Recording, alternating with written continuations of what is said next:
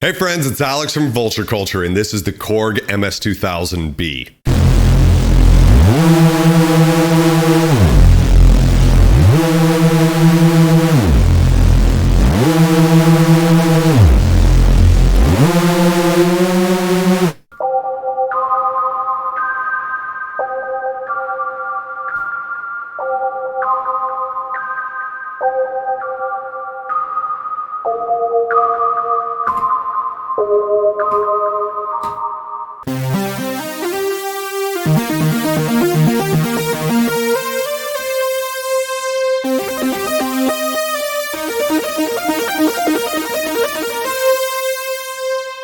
I'm really excited to share this synthesizer with you guys today because the MS2000B represents Korg's first real delving in to the virtual analog market. When I started buying synthesizers, I thought I knew what the word virtual analog meant, which was basically anything that kind of resembles analog synthesis, but is done with all digital parts. But that's not exactly true. In a way, it's kind of a marketing term for any synthesizer that has knobs that kind of look analog-y and give you analog-ish control, like the Nords and the Viruses, but are digital. I say this to differentiate it from something like the Roland D50, Korg M1, plenty of other synthesizers that effectively were virtual analog under the hood, but didn't give you any hands-on control.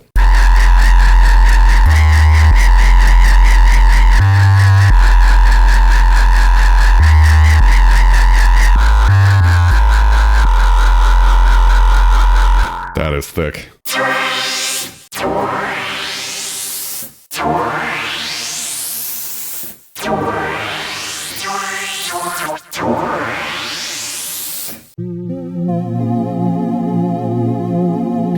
I love how this little LED dances for you.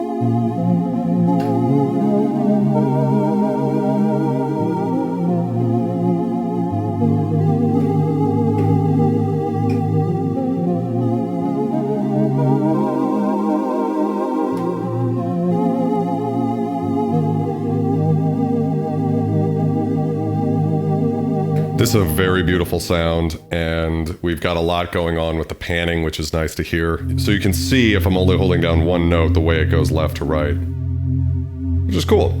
I don't know how to control the way that moves, but whatever. And what's really great about the presets on this synthesizer is not only are they really good, but because we do have all of the knobs available to us, unlike most of the vintage synthesizers we've been messing around with, which are like kind of these big boxes, we can immediately kind of see what's going on. So if I play a chord, well, we can start to get some immediate feedback. We can hear that this filter is actually quite good. And let's see if I have to turn this down. I want to get it low. How do I get it lower? It doesn't seem like I can. Oh, there we go. So yeah, you immediately can hear what's going on. Oof.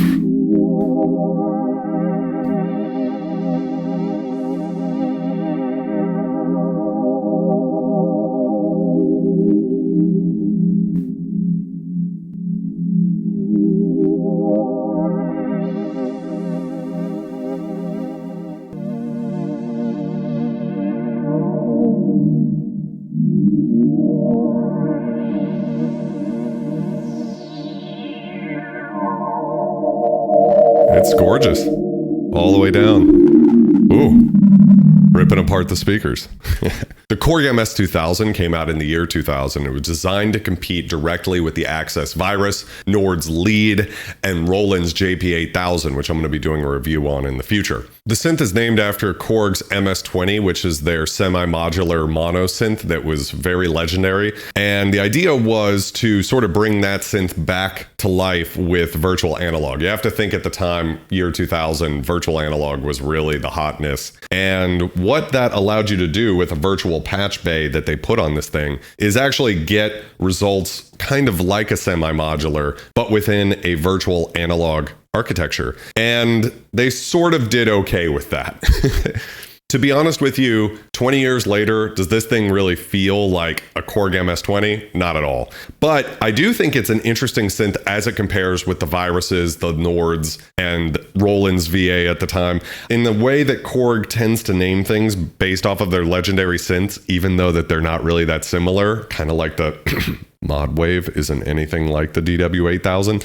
I think that that's just sort of their MO as a way to sort of build marketing hype, is to compare it to one of their legendary analogs from way back in the day.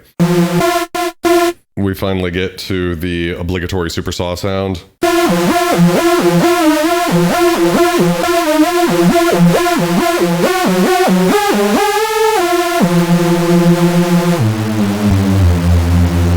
And unfortunately, that's as low as we can go, but of course we can always drop the octave. Oh, yeah. All right, so let's see real quick if we can add some portamento. So that's here. Wow, we can go really slow with it.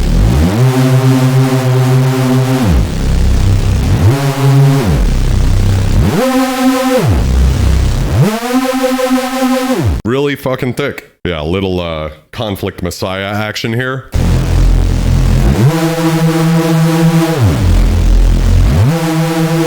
It can race.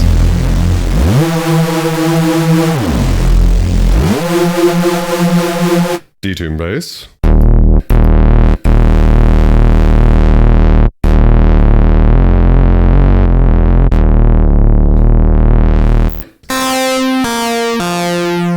I feel like someone might have copied over some of these presets here.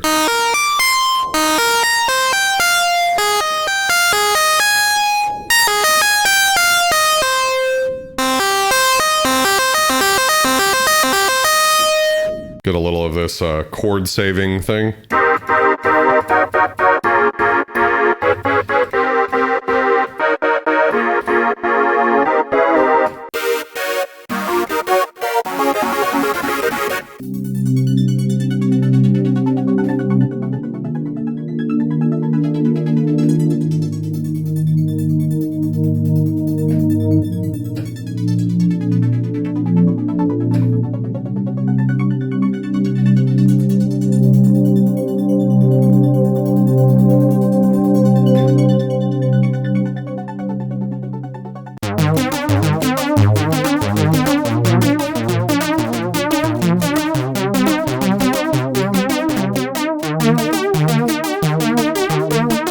Mod lead. Wow.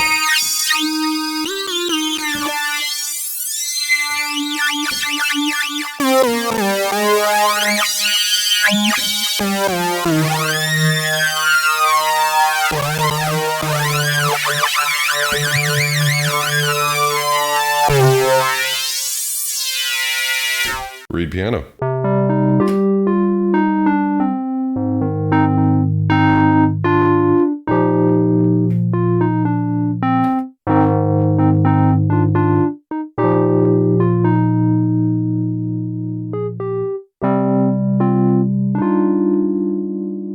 Filter music.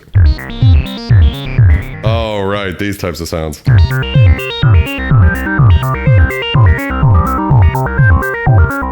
One of the biggest reasons I wanted to get my hands on one of these puppies is it's the primary synth used by Kenji Yamamoto to score the Metroid Prime series for the Nintendo GameCube and Wii. And this thing just sounds like that cyberpunk alien landscape from those games. There's videos online you can find of all of the patches that are built into this thing that he used for those games. It just really kind of has that futuristic sort of sound that was popular at the time. This kind of could be used by some housey type of thing. Wow, that's a lot of thump.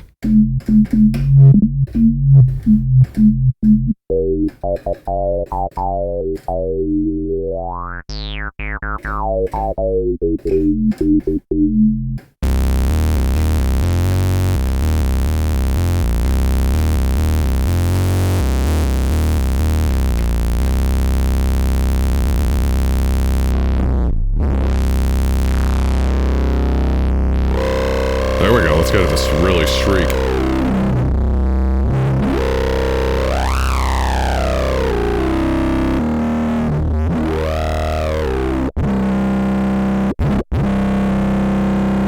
So for me, really, one of the things that was said about this synth at the time was that this was one of the first virtual analogs that really sounded analog. And I have to say that this filter does sound really good, despite for, at the time,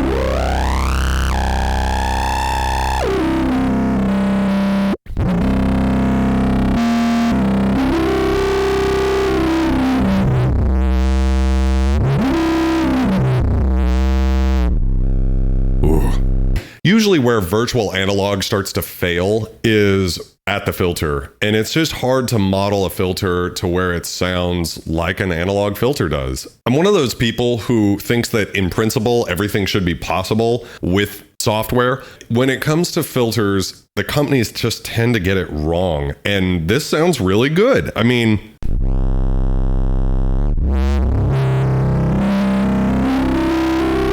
you really can get all of those crazy acid tones out of this thing.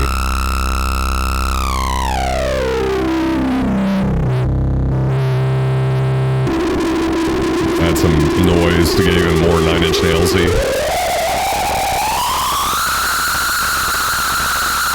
I mean, it sounds really good. There's a little bit of aliasing at the top end, but overall, I think it's very serviceable and better than I would think it would sound.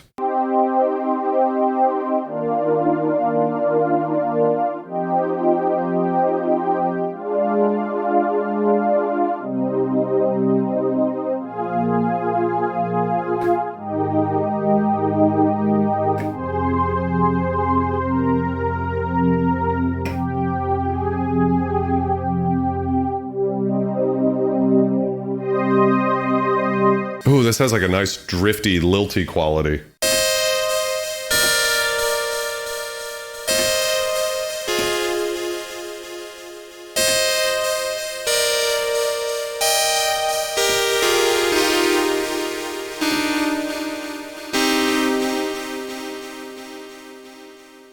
Rock organ. Wow.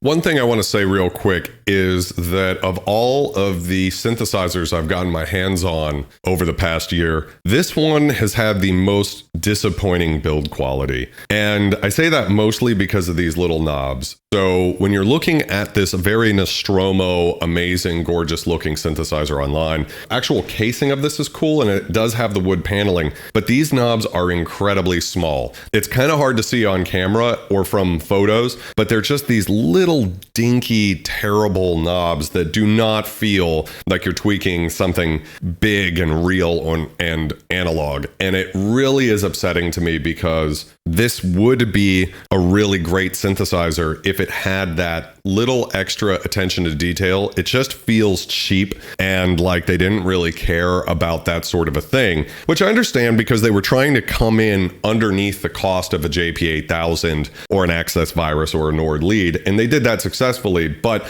they did it at a major cost. So not only do we get these really dinky knobs, we also only get 37 keys, which is kind of terrible, and we only get 4 voices of polyphony. Now, for me, I'm a poly slut. I love a lot of voices when it comes to synthesizers. So 4 voices is like right on that edge there where I'm about to throw the thing out the window. But for what it's worth, after I've played with this thing for a while, I've kind of grown to appreciate a little bit of limitation. I could see how the Minilog XD could be the same way, where it's like, well, you know what? This thing's kind of, you learn to work around the voice limitations. And of course, a feature of the MS2000 is you can actually chain it together with other MS2000s, including the rack mount, to expand the polyphony, just like you can with a Minilog XD. But for me, it's like, well, what are we really doing at that point? I mean, am I going to buy like 3 or 4 of these things? No, I just want one synth, right? So that's a downside for sure. I have to say it's probably the most disappointing of the vintage synths that I've bought. Everything else about it's pretty good. It's got the pitch and mod wheel from the Korg M1 and the Wave station that I like quite a lot. Better than the Prologue. And of course, you can always replace the knobs. I've resisted doing that because I wanted to have the original knobs for this video, but I'm actually thinking about getting new knobs for it once I'm done recording this or a few more videos on it, depending on how many I do, because it just feels like that one change would make a huge difference. Tech ring bass. Ooh, yeah. The Reese. The Reese is back.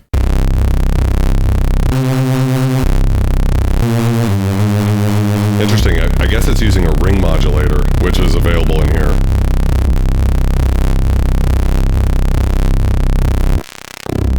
Oh, it's interesting. It's using the high pass filter. I was trying to figure out what it was doing.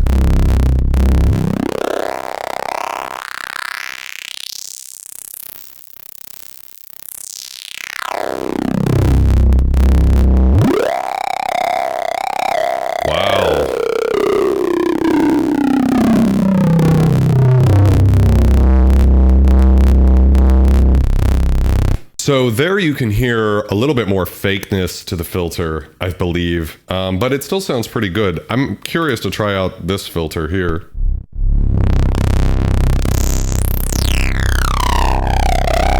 Get the nice extreme distortion. We could try with the low pass 12.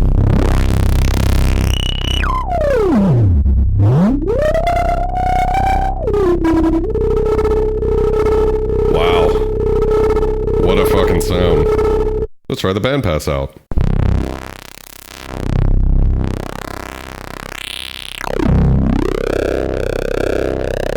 Oh, we can get some cool kind of growly types of sounds.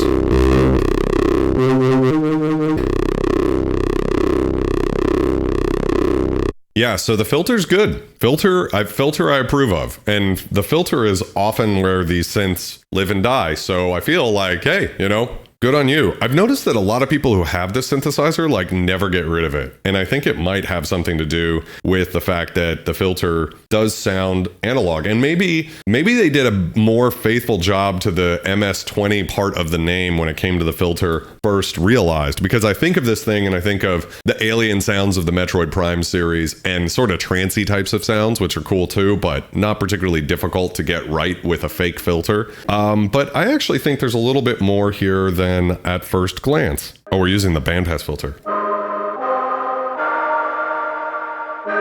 Oh, that's very beautiful. I prefer it this way by a lot.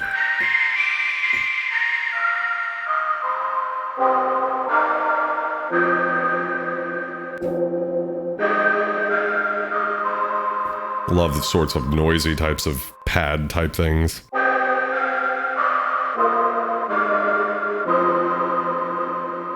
Bass machine. Yo.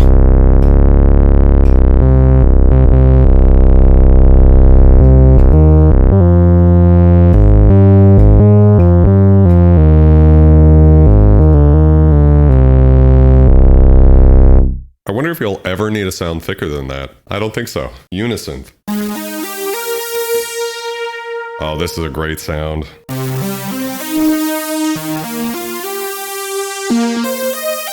I'm going to turn the resonance down because it's a little extreme for my ear.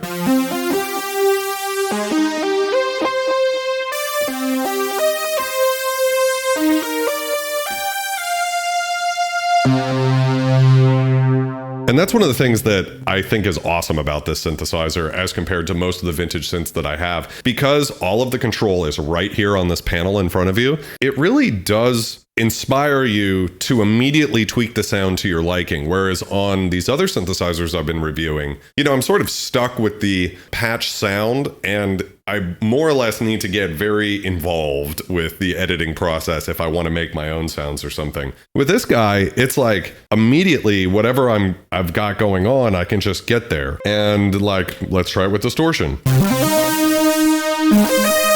let's turn the cutoff even down. Oh, interesting. It must be multi-timbral because we've got something going on the right and to the left. I think I'm just editing one half of it. Very, very, very cool. Very surprising.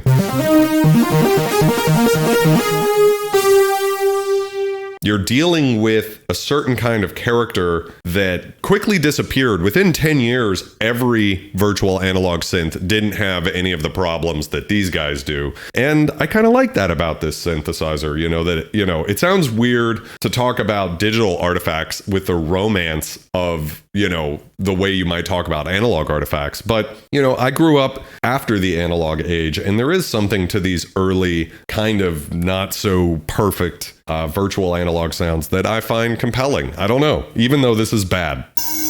That's very bad. Reactor pad? As long as there's pads, I'll be happy. Really.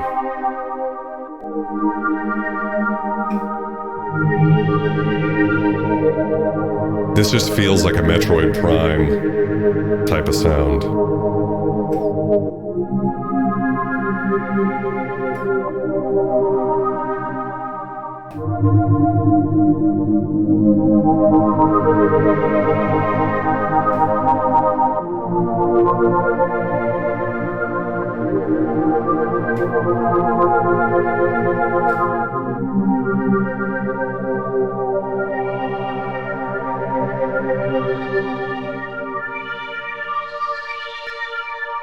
The meta.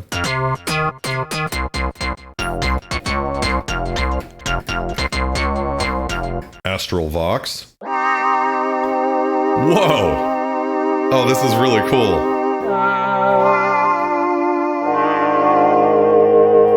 Wow.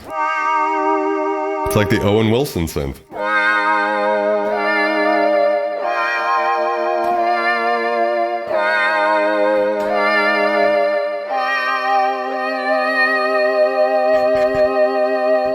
I love it. Water's Edge.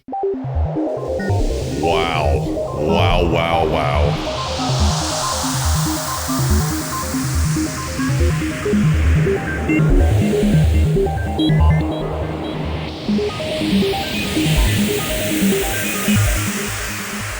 Really cool, using the multi-tembrality to add even more to it, those wave sounds. This is funny, the patch is called DWGS Wave Sequence. So it does kind of sound like it's wave sequencing, but it doesn't really sound like the wave station though. Nice that they had a little throwback in there. Ticker pad.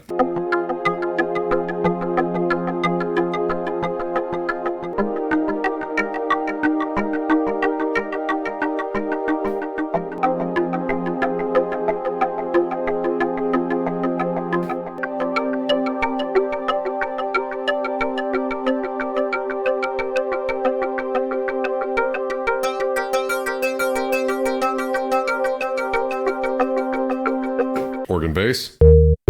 Oh, they borrowed the organ sound from the Korg M1. So what is it?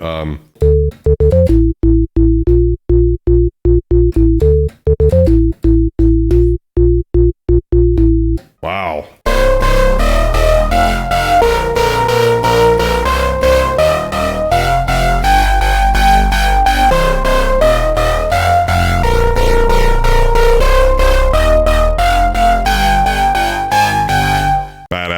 All right, so something that I'm not going to review today because this video is probably already long enough is you can actually plug a microphone directly into this guy, and there's all of these different vocoder sounds, which would be a lot of fun to try out maybe in another video because I bet this thing would be pretty useful as a vocoder. So that'll be another day. All right, guys, I hope you enjoyed this video. If you did, please like it, subscribe to the channel, ring the notification bell, and I'll see you in the next video.